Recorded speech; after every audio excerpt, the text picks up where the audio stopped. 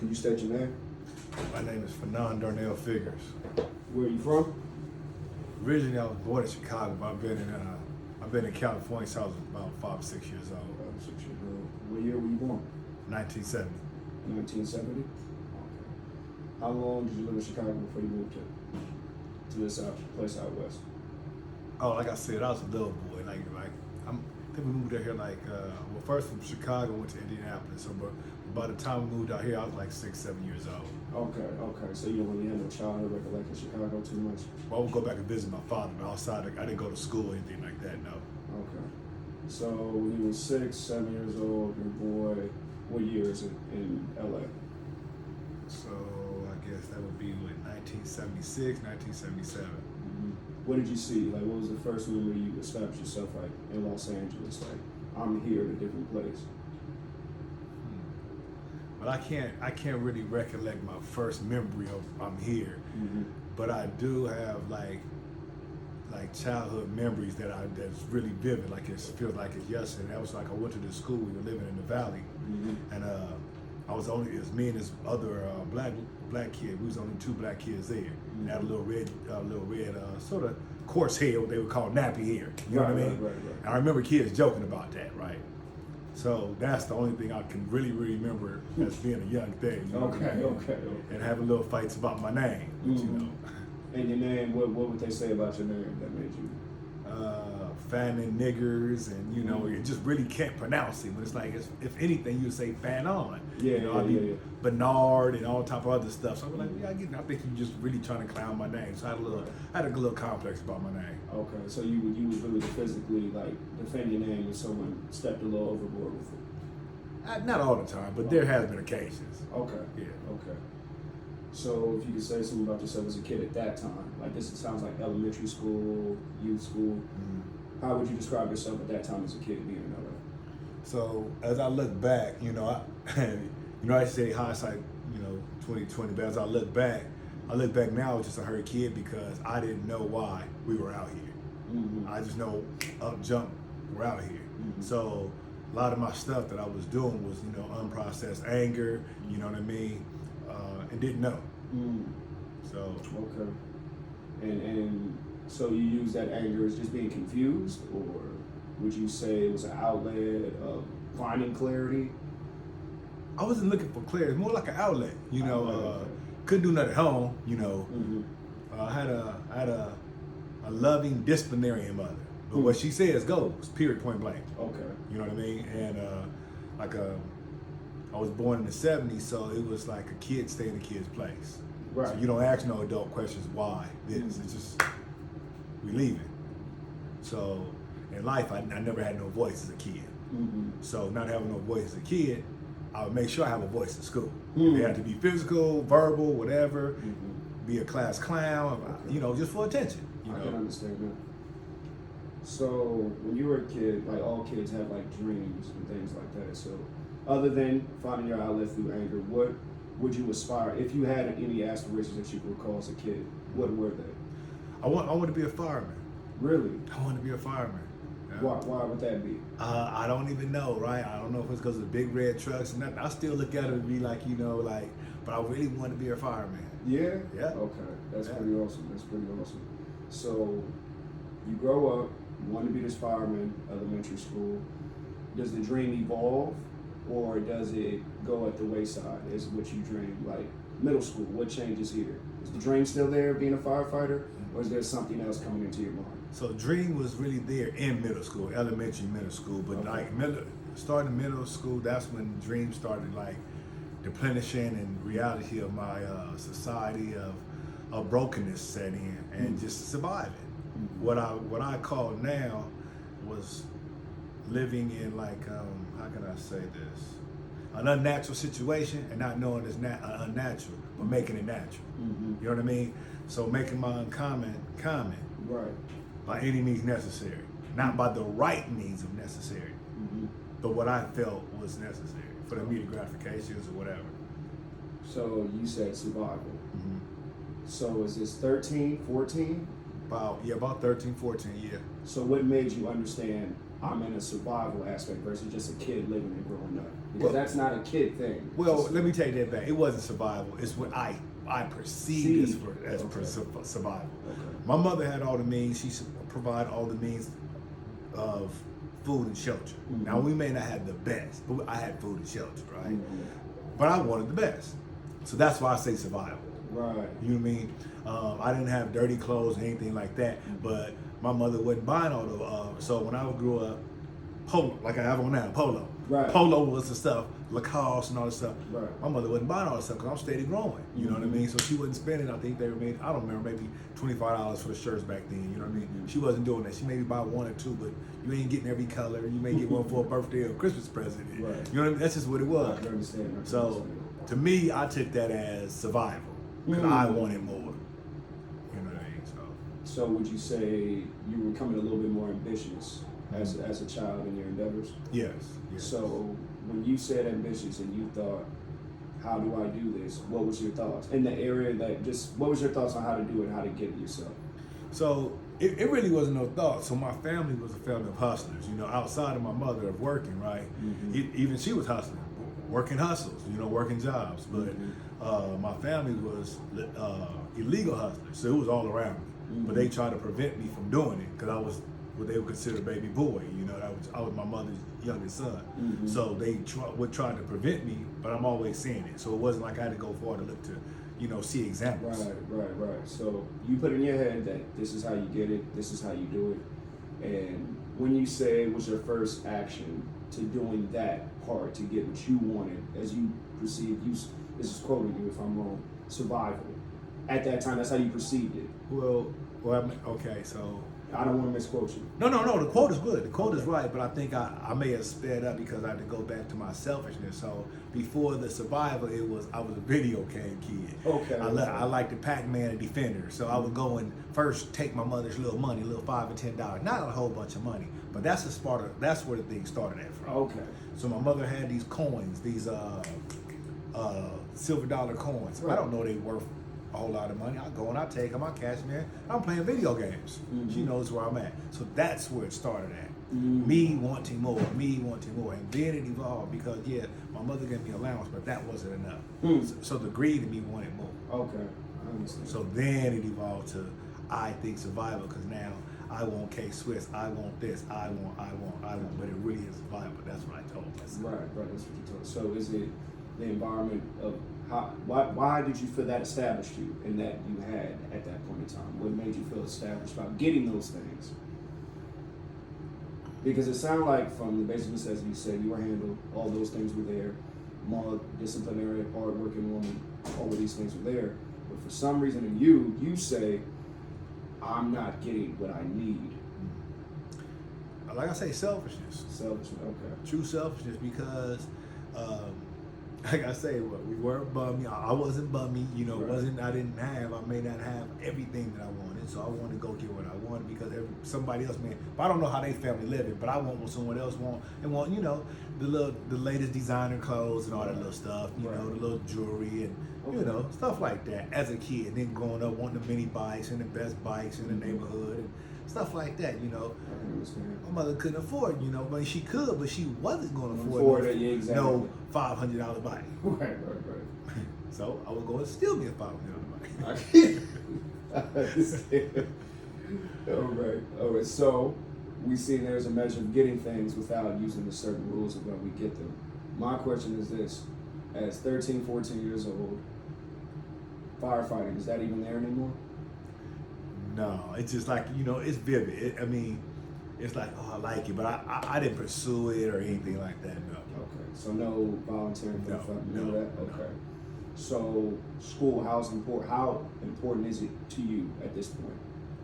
To me, it's not important, but to my mother, it's getting done. Yeah, absolutely. Yeah. So I wasn't an A student, but I wasn't failing in nothing. Mm-hmm. So I played sports, right? So you had to, you know, in order for us to play sports, you had to keep like a CB average. Mm-hmm. So I was right up in there, you know what I mean? Okay. A couple of A's, you know, things I want to do, you know. So you say you were a good student for the most part? No. Okay. No.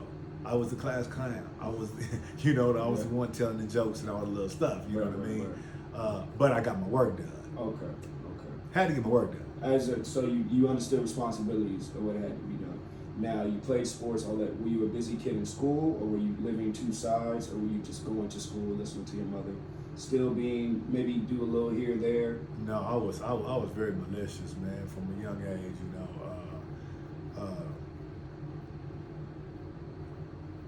doing now what I see kids doing, I don't understand. You know, smoking weed at a young age, promiscuous sex at a young age, all those things. You know what I mean? Mm-hmm. And thinking it's normal. That's what I say about living in an abnormal and making it normal. Right. Carrying knives and guns and stuff at a young age. All that stuff kids ain't supposed to be doing. Supposed to be riding bikes and stuff like that, playing Right, sports. right. So I was playing sports, but then Mm-hmm. I would go and do this too on the side. Okay. You know, so no. But no, my mother didn't know. Okay. You know? No, my mother didn't Did play not that. know. So okay. She didn't know till the police started getting involved. All right. Yeah, we're gonna get to that. We don't need to get to that yet. So, abnormal. You say abnormal. So is it abnormal that you're doing it, or is it the whole environment is abnormal? Because if you're doing it, in my opinion, if you're doing it, that sounds like a normal circumstance. If you believe the whole environment's abnormal. So when I look back, Yes. I'm saying it's abnormal. Okay. When I was doing it, I said it was normal because everyone around me was doing it. It was normal. Okay. So, if me and a group of my peers is okay, for instance, something we did, just running in the main company and snatching some Lacoste shirts Mm-hmm. and doing. I've seen you do it, so it looks like it's normal. That's Right. not normal. I'm not supposed to be doing this coming from junior high school, running the main company, jump on the bus. You see what I'm saying? Understandable. So, but at the time, Right. That was what seemed normal That's what seemed because normal. the whole environment was abnormal and you were doing abnormal things, but in the situations, you are a product of your environment. Right. Safe to say? yeah. Okay. Yeah, pretty much. So is there a half, I just do petty crimes, just being a kid from where I'm from, and I'm still going to school, or is there a dedication that's turning over? Oh no, like I said, I was malicious. I was turned up. I was messing up very, very, very young. Like Mhm.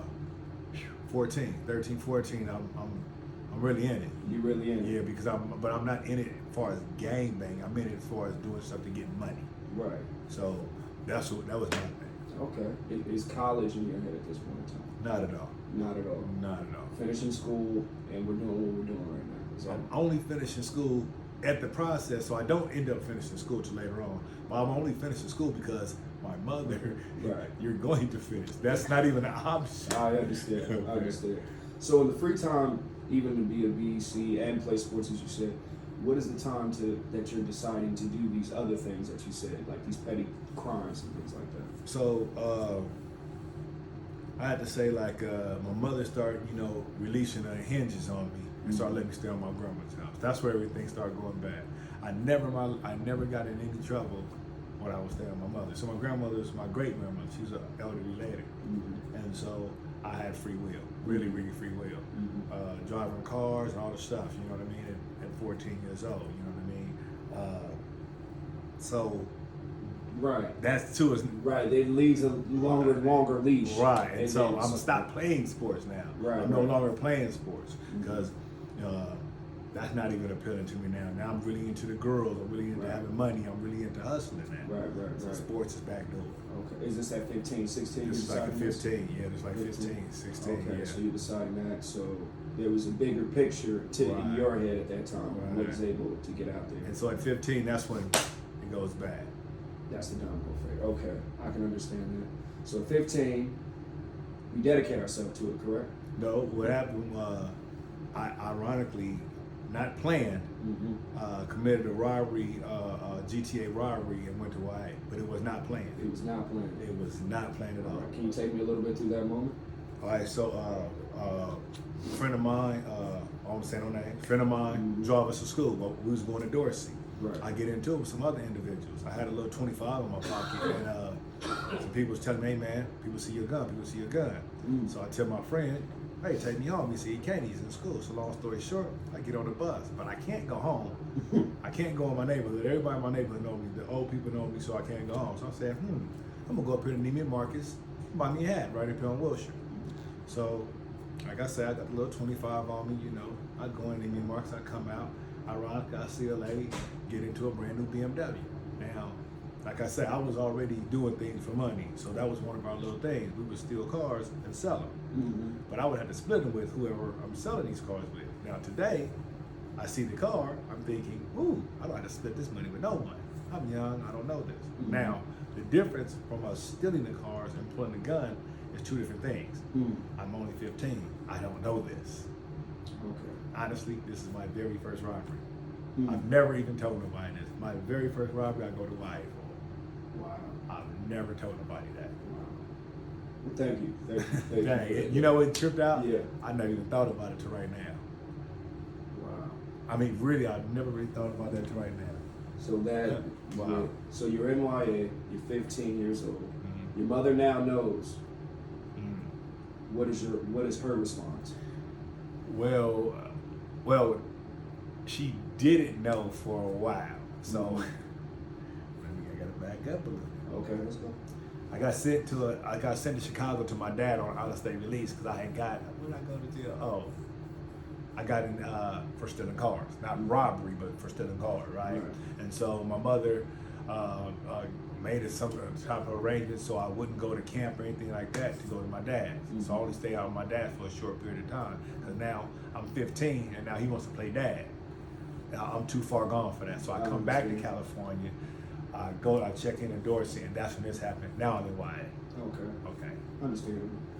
I agree. Okay, that's a good roadmap. So we're in YA. What are we doing? What is the first thing we're doing if we step in YA? Are we calling our mom, or are we just evaluating? No, so in YA, you don't really have a lot of phone action. It's really, back then, there was a lot of writing letters, but they give you action to call your family and stuff like that. I think it was once a month or something like that. If I can remember, you gotta earn time. I know that's what you gotta earn more time. Right.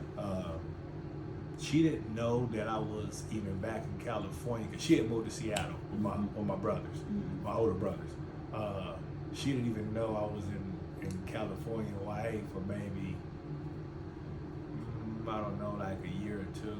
Wow. Yeah. So you're in YA. What does that do to a kid's mind at 15 years old?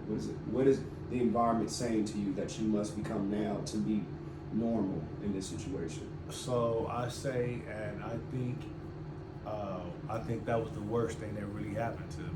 Because like I say, I did not plan on doing this robbery, right? Yeah. I've never done a robbery in my life. So I'm not into robbery. I'm into little stealing stuff. And I'm wrong. I'm not saying I'm justifying my wrong, right? Right. So now I'm in YA. Mm-hmm. Now I'm in YA with other young dudes that's more turned up than me, that's really in gang banging on murders, rapes, robberies, all type of stuff, you know what I mean? Mm-hmm. And now I'm in the den with them, you know what I mean? Now some of them I went to school with, some I didn't go to school with. So it's like, now in my mind, I've already got malicious in me. Now I'm around more people, and we're all kids, you know what I mean? Mm-hmm. We ain't directing each other to do nothing wrong.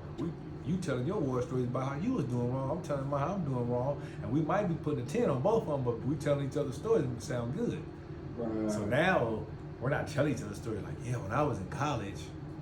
We're not hearing those things. No, we're in YA. We ain't even finished high school yet. Yeah.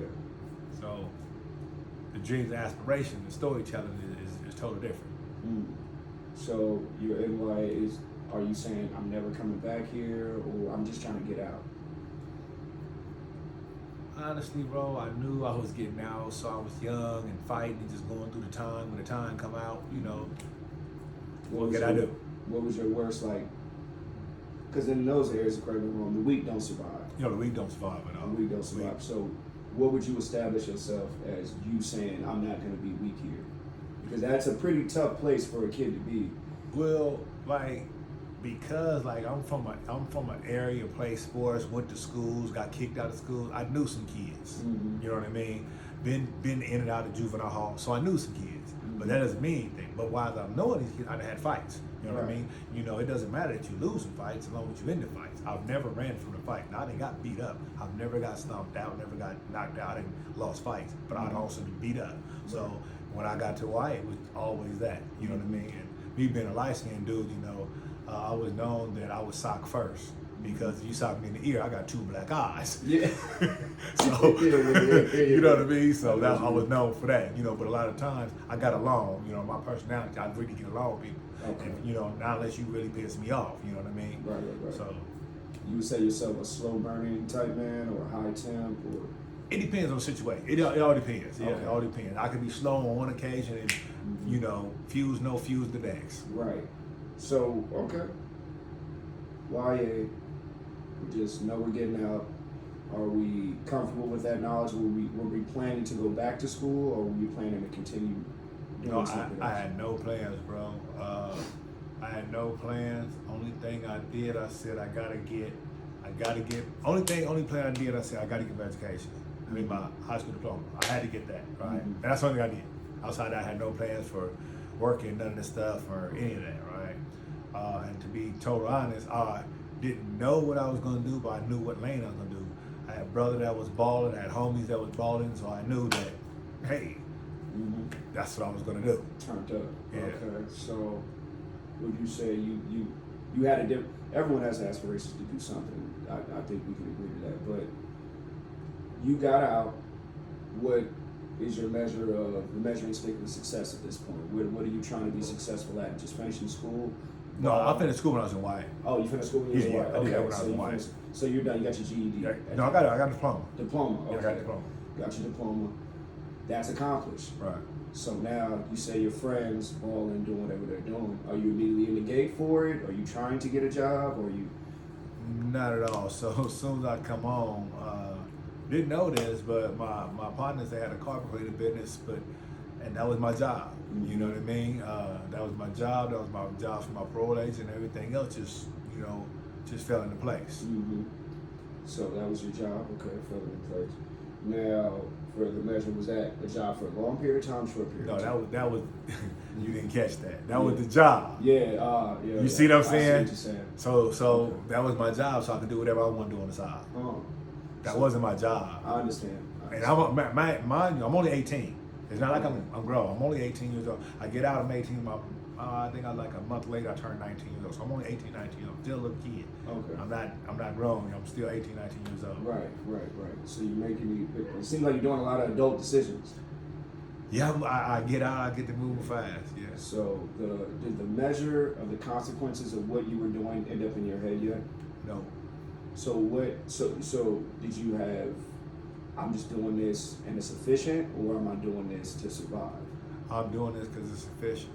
So this is the way you're living your life. This is where I'm living my life. Okay. And you made that decision at 18. Well, definite in that decision. Yeah, at 18 years when old. I came home, that was my decision. Mhm. Once I came home, because it was good. It wasn't like it was a Right. struggle. It was like anything hard. Right. It was good. So. Okay. What was your first measure to say there's real consequence to this? What was it? Someone getting taken to jail, someone's life getting taken away, someone getting seriously hurt, someone going missing? Right. Because there's a point in time with everyone in these stories that there's a measuring stick of. Now I'm understanding this is not normal. The guy who goes to the office doesn't deal with this. The guy who sweeps the floors doesn't deal with this, but I'm dealing with it. Right. So when was that? If I could. So for me, like I said, remember I told you in the beginning, my family's been in this. Yes. So it's always looked normal. Mm-hmm. In some type of way, there's some type of hustle going on with people in my family. Right. Even if they go to work, there's some type of illegal hustle going on. Mm-hmm. So, and there's others that's really into it. So that just seemed like a way of a person of the way they're getting their means, Mm-hmm. right? They justify how they get their means. This person justify how they get their means. They go to work. This person justify he steals, robs, prostitutes, whatever his thing is. Mm-hmm. That's how I look at it, right? Okay. Now, when it comes to consequences, honestly, I never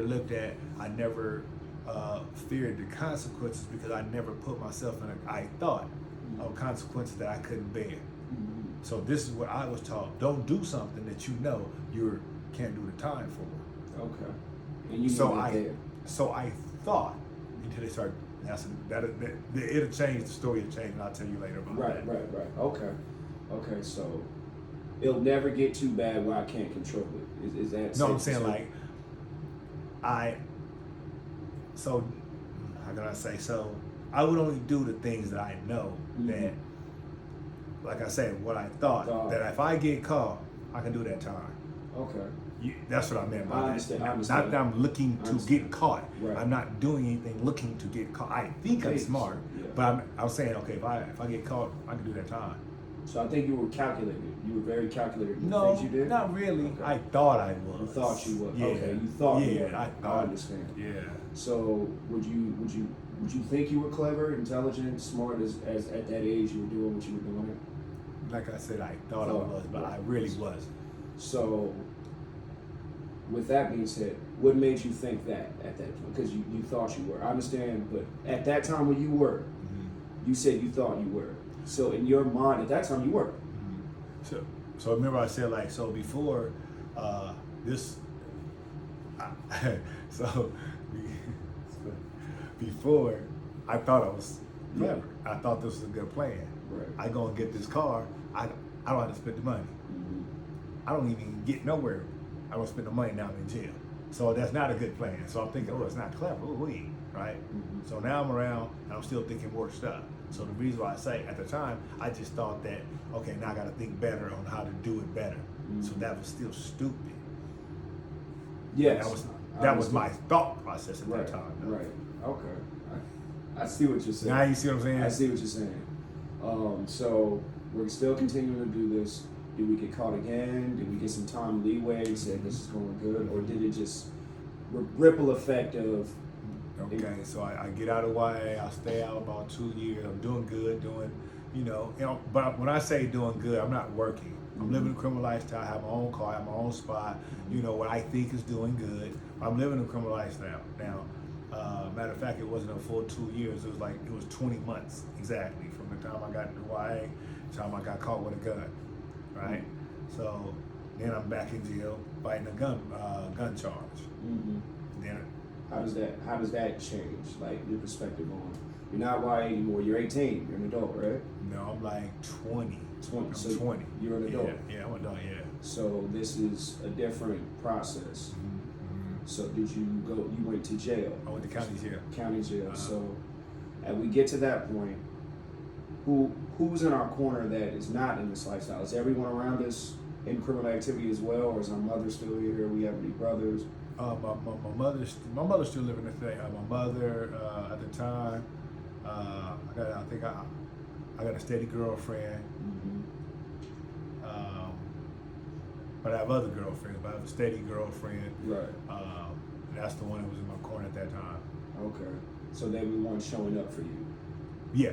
All right. Yeah. So was there any way to say that they wanted you to stop? Obviously, the mother wants the son. Oh, the girlfriend wanted me to stop. That's what made me just think about it. Yeah, she wanted me to stop. Yeah. So were you adhering to those? Like, okay, I'll stop. I'll have it get out, or were you just saying, yeah, I'll do it, and then do it? No, I that's one thing I never do. I tell them no. Yeah, genuinely. I genuinely tell you this is what I'm doing. And like I said, I live the consequences of my actions. Right. Okay. So you were very stern in your decision making with what you were doing. Mm-hmm. All right. You're in county jail. What's the difference? What's the difference from YA? Is it polar opposites at night and day, or did you see them in YA and you're just seeing a different world? Just older dudes, same sort of stuff. Older cats, same jail politics, racial politics, just on a higher level. But unfortunately, I learned that stuff at a young age by being incarcerated at a young age. So, like I say, living in an abnormal situation, it just comes normal. You know what I mean? Right. Part of survival. Mm-hmm. But it's very abnormal. Yeah. And I mean, men living in a cage together and washing your clothes in a toilet. That's very abnormal. I'm not talking about the barbaric stuff that go. I'm just talking about just the natural stuff. You know what I mean? It's abnormal. Right. Is there barbarianism in this lifestyle? Oh yes. Oh yes. You have pedophiles in prison, in county jails. You have police that set up things. You have all type of stuff. You have racial warfare at any given time, and you may have nothing to do with it, but you have to, or one way or another, get involved or be assaulted. I mean, it's barbaric. It really is. Not every day, but it's a barbaric situation. Right. And you are you considering yourself one of them, like the barbarians, or people who have to do malicious things, as you said earlier, or are you just one who does what's necessary? No, I deal with necessary to survive. Okay. I deal with necessary to defend myself. I wasn't a predator, nor was I a prey. I just defended myself, and by the grace of God, nothing never through my whole time. I look back on a lot of stuff and say, dang, nothing of malicious happened to me. Mm-hmm. But I also think it's because, one, God, but I also think that's the way I conduct myself, though. Mm-hmm. So you're conducting yourself as respect, don't bother, mind your own business. No, I conduct myself as my conduct is I play to the rules that we're in. Mm-hmm. I'm in this lifestyle. I'm playing to the rules like 6 and 12. I don't cross the line. There's no smoke on my name. He's a solid dude. You know what I mean? If you have a conflict with him, you know what I mean. So that goes a long way. That's what I mean by that. So there's a code that you're living by. It seems like you stated. Yes. And to this code measure, how it's guiding your decisions. Mm-hmm. This code you're living by. Yeah. So you get to jail. You were just caught with the gun by yourself. Yeah. And your days in court, how were they? They were short, because a lot of times they just take you back and forth to court until you continuance. But I took the case all the way to trial because the gun was my gun, but it wasn't in my car. Mm-hmm. And I had someone that's gonna come and say whose car it was if they left the gun in their car, and that's what happened. Mm-hmm. It was in a place where I could have got it, but I didn't get it. So right. 12 in the box, like I say. By that time, I was fortunate. I beat the case, but because I was on YA parole, I still had a YA violation. Mm. Now, this is where a lot of things happen, and this is when I find out while I'm in county jail, going back and forth to court. This is when I find out that I have a daughter. By the steady? No, by a one night stand. Oh, okay. So this is flip like your whole mindset at the time of what you're doing? Yeah, I mean, not what I'm doing, right. Just it flipped my mindset. It really did. Not that I never wanted kids. I never wanted kids because I never wanted kids at times I knew I wasn't ready, and I never want to be an absent father like my father was. Mm-hmm. I despise that. And I didn't even know the girl. Right. So you find this out. How is your steady and your mother feeling about this now that you? It sort of rocked the steady one, because at the time that she was conceived was during the time that me and her was together. Okay. My mother, she was like, oh well, I got a grandbaby. Yeah, right. It ain't my child. That's your problem. Yeah. Okay. So you beat it though, but you got a YA violation. Yes. So what happens to you? Okay, so I'll go back to YA. So that was a total of like 7 months with fighting the case and YA violations, like 90 days. So it was a total of like 7 months. You're 20 years old. So I come home. I'm 21 now. This is like in 1991. Yeah, my daughter was born in 1991, January 91. Okay. So what evolves in your decision making now? Me and my daughter's mother, we don't get together or anything. Me and the one that I was with, we go to get an apartment together. But I'm back living my life. Right. I tried to get a job, it didn't work out, so I'm back living my life. Mm-hmm. I didn't try too hard, but I thought I had a hookup, but it didn't come through. Right. So I didn't give myself a chance, and I blamed everybody else. But I didn't give myself a chance. I went back to my life of crime, and it only lasted 6 months. And then I went to prison for armed robbery. It wasn't a second armed robbery this time. This is caught. Okay. I went to prison. This is my first time in prison. I went to prison for 3 years, 9 months. Okay. So the armed robbery. Let's go back to that point. How does this happen? This isn't by accident. No. Okay. This is part of the ways I'm. So this was jewelry store robbery. So I got involved with jewelry store robbery. That was my thing. We were going to jewelry stores, credit unions, stuff like that. But this is a jewelry store robbery we went into. Now, ironically, I didn't know nothing about this. I'm picking a guy up and he tells me about it. I didn't know It was right around the corner from the West Covina Police Department. Did not know that. Okay. Yeah. Okay. Okay. So the response time was pretty fast. Too fast. All right. So you get caught red-handed, pretty Right. much. Okay. Red-handed. So the situation of you co-defendants caught up. You say you went to prison for 3 years. So that trial was it quick? Did you just plead guilty? Obviously? Yeah, I pled guilty. We all pled took plea deals. Okay, plea deals. You feel like that was a smart thing to do? Oh yeah. Yeah, I understand. So with your experience, you've been to these facilities, you've dealt with these things. Prison, is it different now? What is the mindset of you're going to prison? What is that process? Now, so this is like early '90s. Prison was still really prison. And when I say prison was very violent, very, very violent. Very racial, very, very racially segregated, very gang segregated. I mean, it was like, like tribalisms, real talk. Mm. And you had to really be strong mentally. Mm-hmm. Everyone can't fight, everyone can't stab, but you had to really be strong mentally. That's when a lot of people think, oh, you got to be some big old tough. Everybody not no big old tough dude, but you have to be tough mentally. Mm-hmm. That's where the fight is won or lost. Genuinely. So did you know that going in, or did you discover that like with the process of going to prison? So, like I say, unfortunately, I've been doing this for a very long time. Yes. So this becomes a part of the mental discipline. Mm-hmm. You know what I mean? Okay. I can't break mentally. If they break you mentally, you're broken. Right. This is taught way back when. The physical stuff is, either you win or lose that. Right. But that mental one, that's when you lost. Understandable. So you're saying 3 years. How was that time? You were 21 at that time. Yeah, I was like 21, 22. It was jolly. I was, I had it my way. I had a wife at the time. I had a girlfriend. I was doing prison stuff, bringing drugs into prison. I was having my way. Time went by. I was having family visits. Bam, it was time for me to come home. Time for you to come home. So it seemed like the visit to prison, it didn't have a rough stint of like, man, I need to change something. I need to go somewhere. Nothing? No. Unfortunately, no. Okay. No. So we move forward from that. We get out. What are we doing? So I jumped right back in. So we were at this time doing all types of little criminal stuff. It was always a criminal thing.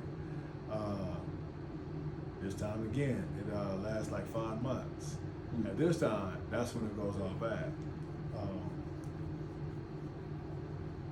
And that's when it goes all bad. Goes all bad. All bad. Did you know that then? No. You did not. No. So can you tell me that story? Or? Oh, so you ready for this one? Sure. Let's go. So another robbery. Okay. Me and a co-defendant.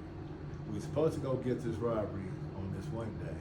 We don't go because it's 2 days after my birthday. We go on another day.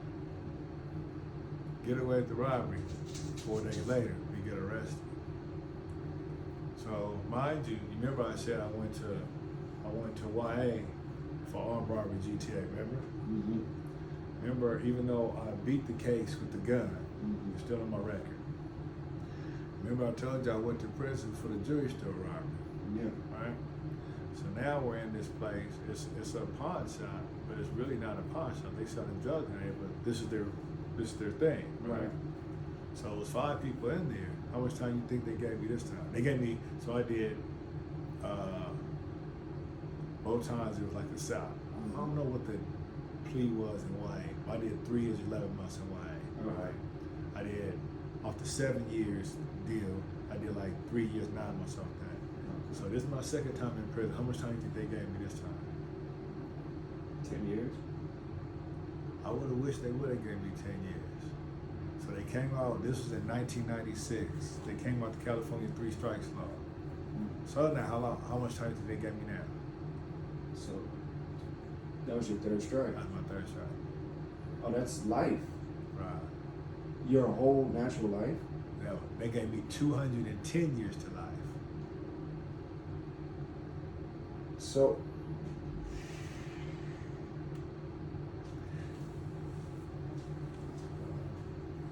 210 years. 210. They gave me 150 years plus 60. That was a total of 210 years to life.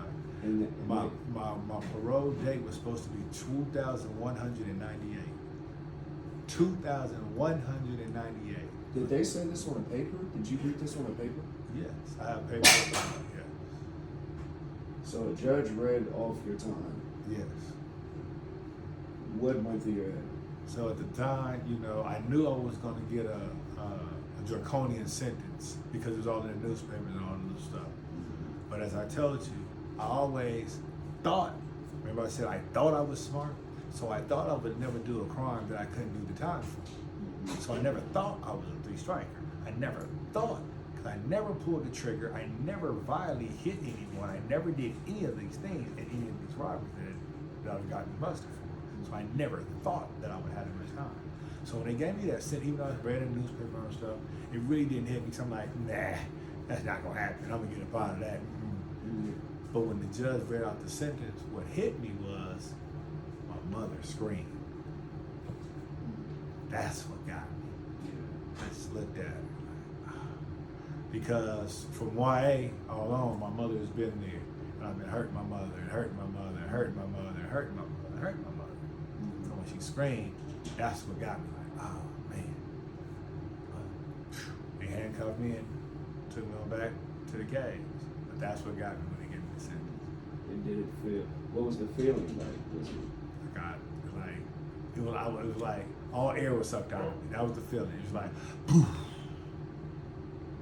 Like, Yeah, I can't even imagine. Didn't cry. For a long time I didn't cry for real. Not on no tough, I can do this. Right. I was just like numb, like, dang, they really did it. Yeah, like I was like living in the days of living in it. But Yeah. like, That's when you said it's over. no, I didn't. I just I gotta go to appeal.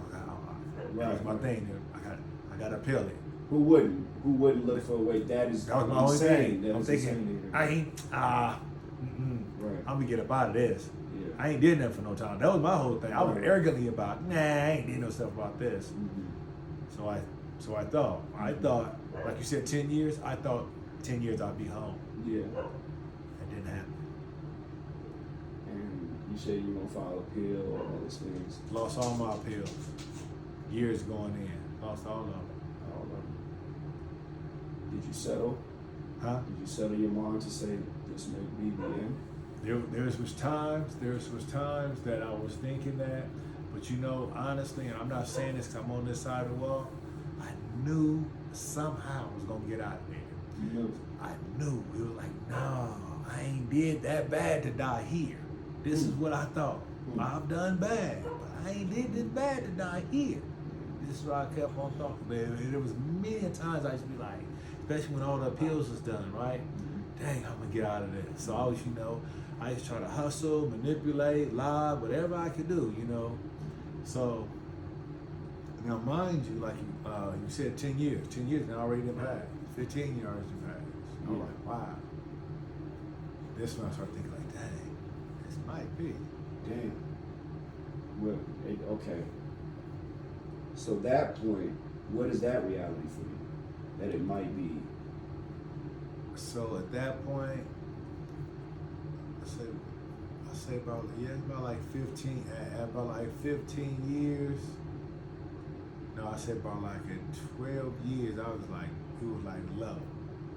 Like that's when it's probably like, okay, this prison, okay, I'm gonna make the best of this. That's low. Mm-hmm. When you get to thinking about that, that's low. So to about 15 is when hope started coming. But I didn't really see the hope. But hope started coming. And that's when the change started about like about 17th year, 17th, 18th year, things started really changing. And changing how? Not as far as getting out, but my perspectives. Perspectives on life, on how you live. Okay. Yeah. My perspective on life, my perspective on myself, my perspective on the things that happened to me growing up, the things that happened with my family growing up. I'm getting understanding now because now I'm not in the rat race. Right. You know, I have no race. All I can do is sit back and just, hey, enjoy this ride the best way I can. You know what I mean? Okay. And so, with that measuring stick of, you got real reflective, you got real, like, kind of philosophical in your life. So, in this point in time, where would you say you were? Like, mentally, would you say, I'm finally getting wise to the things I've done, to the mistakes I've made? So, at this time, yeah, this is about like 15, 16 years, I'd say, I've always had a spiritual knowledge of God, knowledge of God. Right. But I didn't have a relationship with him. Knew who he was, knew all his deeds, all this stuff, right? But then, what happened, I started getting an understanding of emotional intelligence. And that's what made the lights really light up. I was already chasing after God, so I'm like, man, something's right. I'm a cool person. Well, how does happen? So, on top of that, I started finding about the emotional intelligence, what I call now the whys of the why. Everybody got a whys of the why. You ain't got to go to prison or do something stupid. You got a whys of the why of your life, right? So when I found out that and steady finding out that, that's when it really brought my horizon about a lot of stuff. And like, that's when I say when things started really changing. And it was just me just coming back to my authentic self. You know what I mean? Okay. Your authentic self. My authentic self. Who you really are. I really am. So were you living a facade for this whole time, or what you thought you were? I was living what I put myself in to be. You know what I mean? This person, that, this, Right. different hats for different occasions, you know what I mean? But really, this person, is he cool with him? So I had to go back and find out, is he cool with him? You know what I mean? Once I did that, that was liberating. Wow. That was liberating. So that's liberating. So I want to get into the closing of it. In yourself now, all that time taken away from you, what is it that you're saying to yourself of what you've done with your life at this point in time? So you talking about what I'm still in or now? Now. Okay, so do you want to hear how I got here? Yes. Okay, so how I got here is, like I say, the evolve came. When the evolve came, the emotional intelligence came. The emotional intelligence came, doors started opening. And what happened was God started putting me in a place where I needed to be. And people started saying, hey, how this happened? How this happened? Me coming to the realization of it was me and not trying to blame anything. That's when God started releasing things in my life. And I got a commutation. So bam, I got home. After 23 years, 11 months, 17 days. That's how much time I needed in one time. 23 years, 11 months, 17 days. So your kids were grown. Well grown. Oh, my daughter's 32 now. Right. You know. You're well grown. And that's an evolution. Thank you.